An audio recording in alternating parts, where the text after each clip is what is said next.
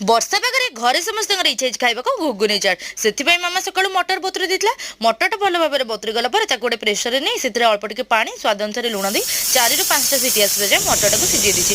ଆପଣମାନଙ୍କୁ ଯଦି ମଟରଟା କମ୍ ସିଝେଇଲେ ଖାଇବାକୁ ଭଲ ଲାଗୁଥିବ ତାହେଲେ ଆପଣମାନେ କମ୍ ସିଟି ଦେଇପାରିବେ, କିନ୍ତୁ ମଟରଟା ଭଲ ଭାବରେ ସିଝିଗଲେ ଖାଇବାକୁ ବହୁତ ବଢ଼ିଆ ଲାଗେ। ସେଥିପାଇଁ ମୁଁ ଏଠି 4ରୁ 5ଟା ସିଟି ଦେଇକି ସିଝେଇ ଦେଇଛି। ତାପରେ କିଛି ଟମାଟୋ ଆଉ ପିଆଜକୁ କାଟି ନେଇଛି। ତାପରେ କଡ଼େଇରେ ତେଲକୁ ଗରମ କରି ସେଥିରେ ଫୁଟଣ ପାଇଁ ଦେଇଦେଇଛି କିଛି ଜିରା, ଶୁଖିଲା ଲଙ୍କା ଆଉ 2ରୁ 3ଟା ତେଜପତ୍ର।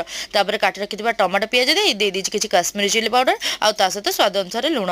ଗୁଣ୍ଡ ମସଲା ସବୁକୁ ପାଣିରେ ଗୋଳିକି ରଖିଥିଲି, ଯେମିତିକି ଧନିଆ ଗୁଣ୍ଡ, ଜିରା ଗୁଣ୍ଡ, ତା ସହିତ କିଛି କରି ପାଉଡର। ତାକୁ ସବୁ ଭଲ ଭାବରେ ପକେଇକି ମସଲାଟାକୁ କିଛି ସମୟ କଷିଲା ପରେ ସେଥିରେ ଦେଇଦେଇଛି କିଛି କସ୍ତୁରୀ ମେଥି ଆଉ ସିଝା ମଟରକୁ ପକେଇ ଭଲ ଭାବରେ କିଛି ସମୟ କଷି ଦେଇଛି। ତାପରେ ଆବଶ୍ୟକ ଅନୁସାରେ ଗରମ ପାଣି ଦେଇ ଉପରୁ ଦେଇଦେଇଛି ଗରମ ମସଲା ଆଉ ତାକୁ କିଛି ସମୟ ଫୁଟିବାକୁ ଛାଡ଼ି ଦେଇଛି।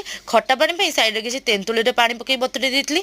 ତାପରେ ମଟର ତରକାରୀଟା ଆମର ରେଡି ହେଇଗଲା ପରେ ତାକୁ ଗୋଟେ ଜାଗାରେ କାଢି ଉପରୁ ଦେଇଦେଲି କିଛି ଖଟା ପାଣି, ତା ସହିତ ଦେଇଦେଲି ଚାଟ୍ ମସଲା, ବିଟ୍ ଲୁଣ, କିଛି ଜିରା ଲଙ୍କା ଗୁଣ୍ଡା, ତା ସହିତ ଦେଇଦେଲି କିଛି କାଟି ରଖିଥିବା ପିଆଜ ଆଉ ମକା। ଆଉ ଘରେ ରେଡି କରିଦେଲି ପୁରାପୁରି ଟେଷ୍ଟି ଜିଅନ୍ତା ଘୁଗୁନି। ଆଉ ମାମାକୁ ନେଇ ଧରେଇଦେଲି। ଖାଇବାକୁ ବହୁତ ବଢିଆ ହେଇଥିଲା। ଆପଣମାନେ ବି ଥରେ ଟ୍ରାଏ କରନ୍ତୁ। ଆଉ ଭଲ ଲାଗିଲେ ଭିଡିଓକୁ ଲାଇକ୍ ଆଉ ଚ୍ୟାନେଲକୁ ସବସ୍କ୍ରାଇବ କରିଦିଅନ୍ତୁ।